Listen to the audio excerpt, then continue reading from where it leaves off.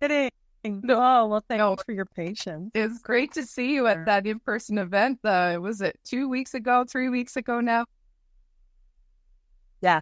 Oh, that was so much fun. It was my first time at that venue, and I'd heard about it from my other friends who had gone the first time, and so much fun. And you do a great job with organizing those. So if you haven't got a ticket, get it. And the price goes up. And yeah, it's going to be a good evening. I'm so excited, and it's going to be so much fun. There's so many things in store for you, and I'm just so excited. Yay.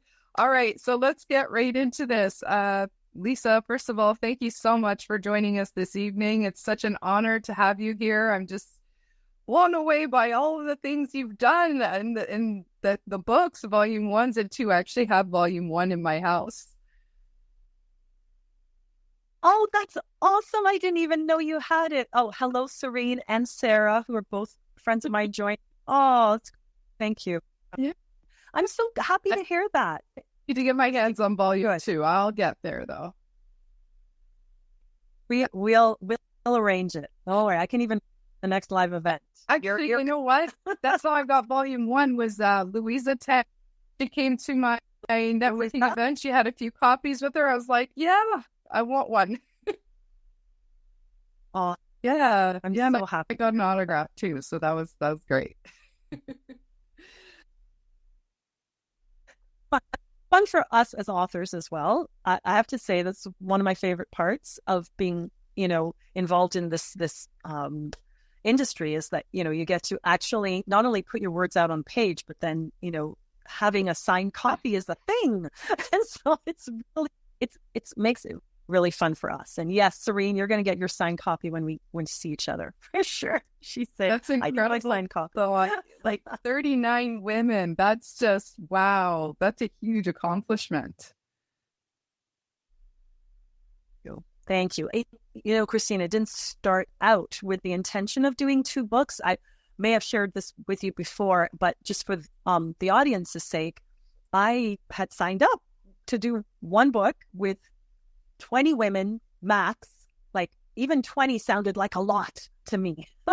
I remember having a conversation with one of my friends who has written a book before, and not collaboratively, but was giving me some pointers on how to reach out, who to reach out to. And I'm like, I don't even know how I'm going to get 20 women to say yes. And that's what's so funny, because I laugh about that with her all the time, because then she's like, yeah, Lisa, you kind of doubled it. That's awesome. I love it. Well, congratulations. And so on that note, can you share with us how you achieve your success? Oh, I'd love to.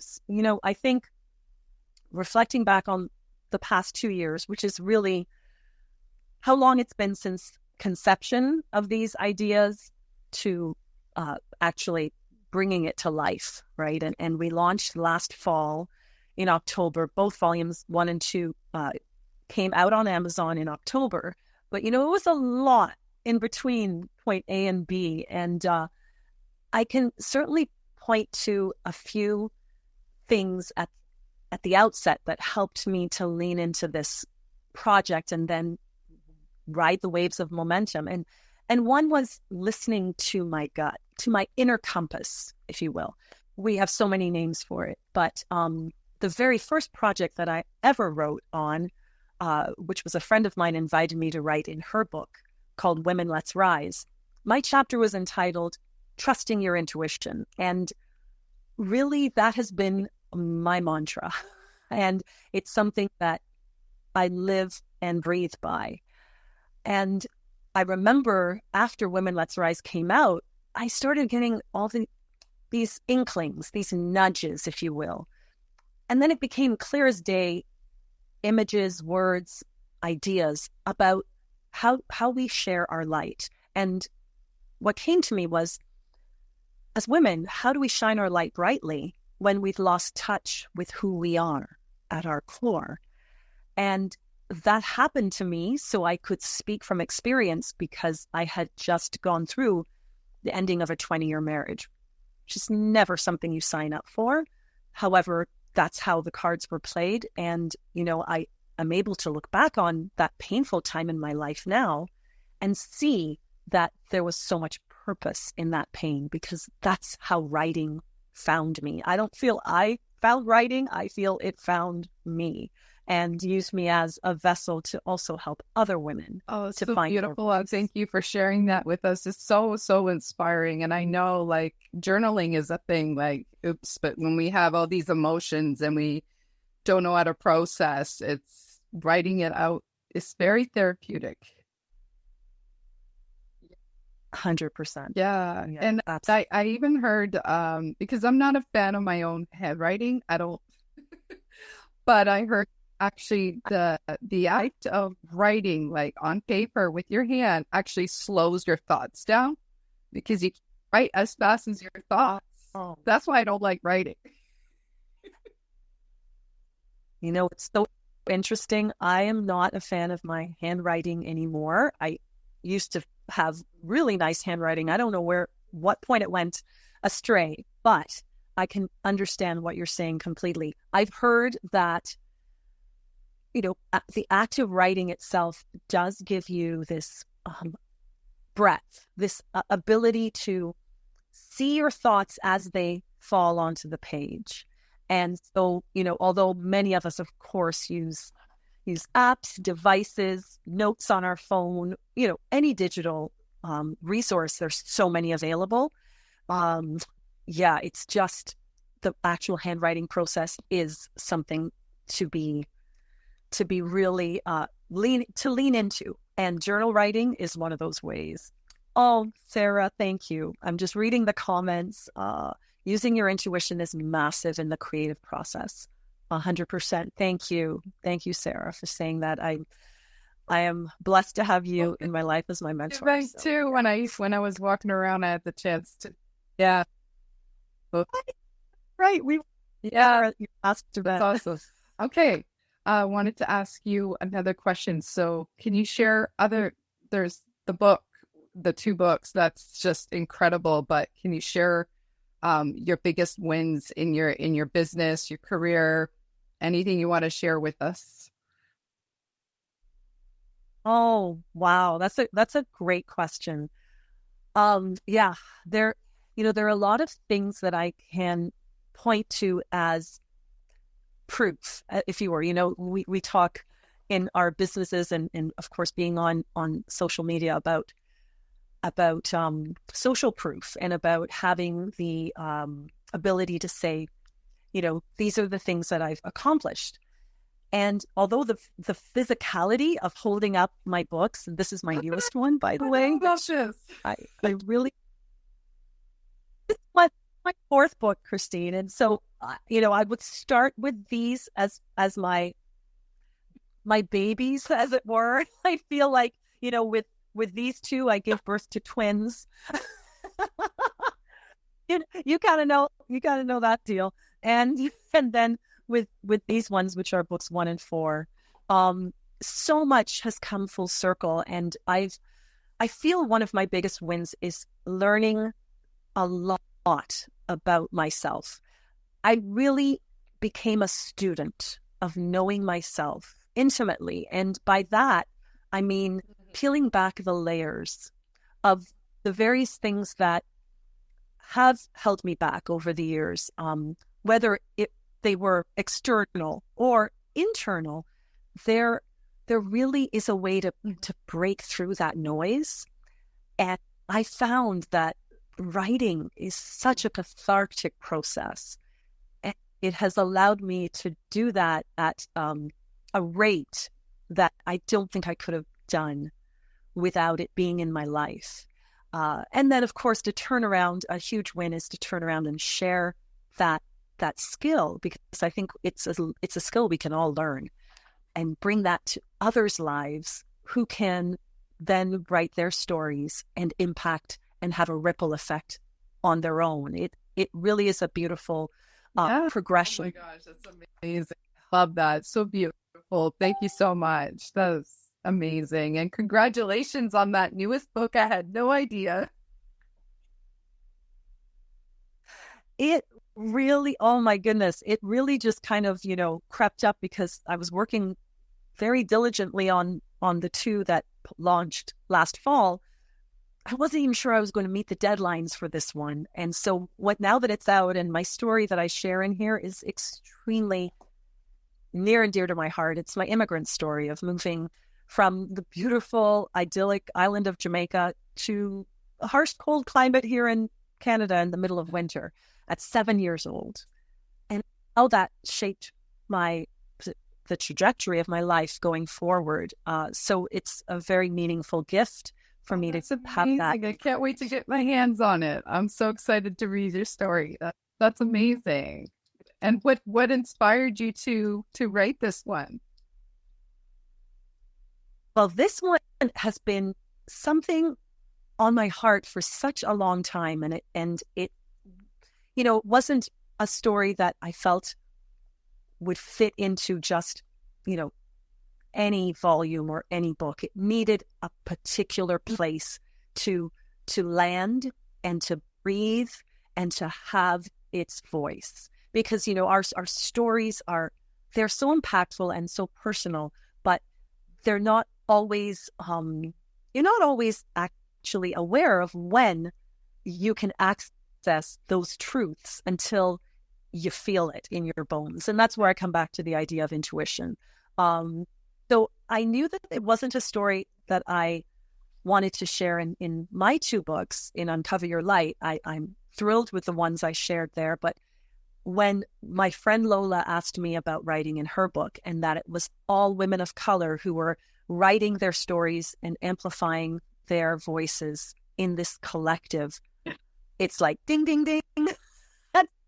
That's when I knew. I knew that I needed to be part of this project, because this is where my story. That's beautiful. Again, yes, the intuition's a really big, absolutely. You know when it's right. There's no seed of doubt at all in the mind. Okay, so let's get into a little bit more technical questions about writing. So can you share with us what writing for healing is and why do we need it? I know you touched a little bit on it earlier, but can you just share a little bit more with us? Oh, I'm happy to dive into that topic. That's my jam. Oh, yes. I think, when I was doing a talk, must have been 2 weekends ago, for International Women's Day. That was recently. And I spoke about this idea of writing for healing and also writing for empowerment. But for me, my writing journey began with that idea of how do we build a soul-centered writing practice? I mean, I've learned these concepts and built on them as I've worked with more women over the last few years. But for me, it's just the idea of turning to what your soul is calling you to share through words. And it's also about, not only tuning into what your soul is saying, but learning to tune out all the negative self-talk and chat that can be often running on autopilot in the background. And that's really a common theme that I saw throughout my time with working with these amazing women, that no matter what their path in life or how accomplished and confident they were in their chosen careers, and believe me, those experiences ran the gamut, right? I mean, we had everything from, life coaches to paramedics to fire chiefs to, like educators. It was the whole array. And nonetheless, they often felt that they were somehow stymied by that idea of who would want to hear my story? How does story matter? And that really comes back to, the things that we often have to deal with mindset, with our self-talk, and being able to find a way to not avoid it, because it's always going to be there. I tell the authors that I work with, don't expect it to go away anytime soon. In fact, the closer you get to your goal, sometimes the louder that voice can be. But, I think that being aware of its existence and ways to circumvent it is what I really feel I'm called to do. And I've been able to help so many women to do. So, we've probably heard the saying about we all have a story to share. I would take that a step further in saying that we all have a powerful writing voice to share. And it's just waiting to be unearthed and to be heard. And that's what I help women to see. So beautiful. I want to write a book right now. Yes. I'm honored to help you on that journey, my friend. Anytime. Yes, absolutely. You'll be the first person I go to for sure when I'm ready. Absolutely. Okay. So I wanted to ask you another question. How do we get from aspiring writer and then becoming a published author, and what sort of roadblocks can we expect along the way? Yeah, that's a great question. And I think it's also one that I've delved into often with just about, except for a few, just about every author that I've worked with. I think one thing for sure is to go back to my previous point about being able to tune out the noise. And what helps with that, or what I found to be super beneficial, is to not write in isolation. Sometimes we can picture in our minds this, writer with their glasses on and a bunch of papers in front of them and scribbling at their desk or typing like crazy and, pulling out their hair. And I feel that we can flip that on its head altogether and instead really envision a place where people can come together with a common purpose and share their collective energy. And that's why building these writing communities that I've done with Uncover Your Light and with that series, but also that I'm doing now with my new writing program, that's why I feel it's so special, because it allows women in particular in these groups. I have been helping women, but I know there are guys out there that have the same issues that I'm speaking about. So, I'm speaking to the masses, but I do help women primarily. It just allows us to know that we're not alone, and to also be able to work through those writing blocks as they occur in real time, and feel that you're supported on the journey, and that what is happening to you is not an anomaly. It's not doesn't make you this, strange person. In fact, it's so common. And then when you're with others and hearing their, common threads of the obstacles that they're facing, you instantly feel a sense of belonging. And that's so amazing to open up the writing process and to open up your creativity, because then you don't feel like you're stuck somehow. Absolutely. It's so nice to work together towards, a common goal, and to be able to share struggles and wins too, right? Like sometimes there's those roadblocks and we just want to share it with everyone. And that's so powerful, Christine, when you share your wins, it raises the collective vibration of whether you're in a Zoom room and, doing things virtually like we're talking now, or you're in person. It doesn't matter. Energy just transcends all of that. And you can feel it. Even, I had a session with my writing group last week, and we were talking about affirmations. And what we did is created some so that we could tackle those, negative melodies that come up in our heads. But, if you don't have the tools, and it's just like having a first aid kit in your house. If you don't have the Band-Aids, then when you cut your finger, you're kind of like running around thinking, what am I going to do? Well, I think it's very similar with this. You want to have those safeguards in place. And so having these affirmations of you as a powerful writer, even if you don't necessarily believe it yet, it is so, so grounding and so beneficial for us as aspiring writers. So I would give that advice to anyone who's no, it's so beautiful. And I totally I resonate with what you're saying. I see a lot of women who come into my networking event and they say to me before coming in, they're like, I don't even know how to present myself. Right. And yeah, it's just, you just have to do it. You just have to do it. Lean in. Lean in. That's what I always tell people.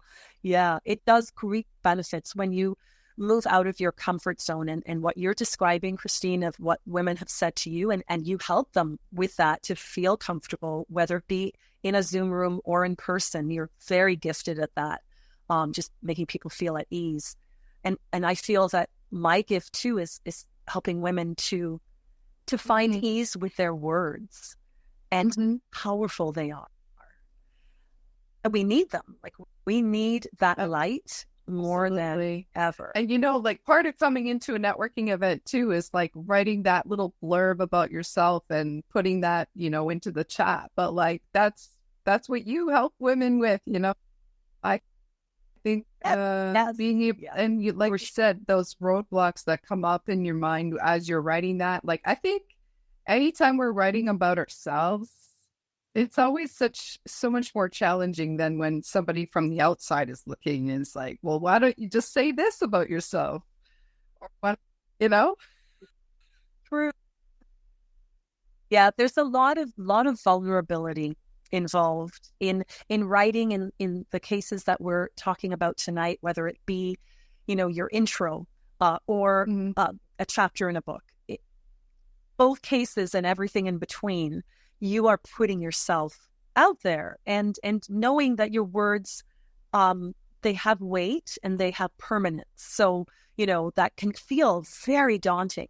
But I think once you can get past those roadblocks and lean into that self-belief, and use those affirmations, for example, to get you through the stumbling places that come up, the rewards on the other side are so exactly. And we all have something very unique to offer. And sometimes I think we compare ourselves to other people. Oh, yes. That's very common. And it's something that I think we do, in so many different examples in our lives, that we sort of look sideways and think, oh my, am I doing it as well? And, maybe, but just like those in your business, staying in your lane and knowing your worth, knowing that nobody could tell your story the way you can. That's what I remind the women I work with all the time. And it's true. No, absolutely. That's so beautiful. Thank you. All right. So last question I want to ask you, what's the biggest lesson you've learned that you want everybody to walk away with today's interview? Oh, wow. Okay. This is a great question. And I would say, I've touched on the importance of trusting your intuition at the start of our interview, and that holds true. So, being able to really lean into your inner compass to guide you, I think that just goes a really far way in any path that you are following. But also surrounding yourself with people who will lift you higher, finding mentors, finding like-minded people, because that is what will inevitably raise your vibe and keep you on a frequency of receiving more of the good things that are meant to come into your life. So those would be my smart. It is so true. It is who you surround you, and it's not what you know; it's who you know. Yes. Your net worth is your network is your net worth. That I know the taglines that you use, and I really goes down to that, right? Yeah, love it. Okay, so how do we get in touch with you after today? And also, do you have anything upcoming that you'd like to share with us today?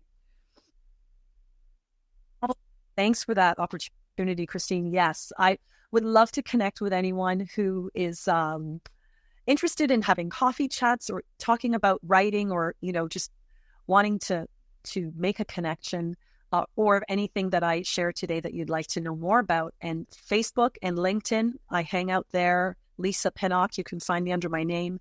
And on Instagram, definitely follow my authoring journey there, because it's where I post a lot about all the things. And Lisa at Lisa M. Pinnock. And I do have a writing program I mentioned earlier. It's called Claim Your Voice Writing Community.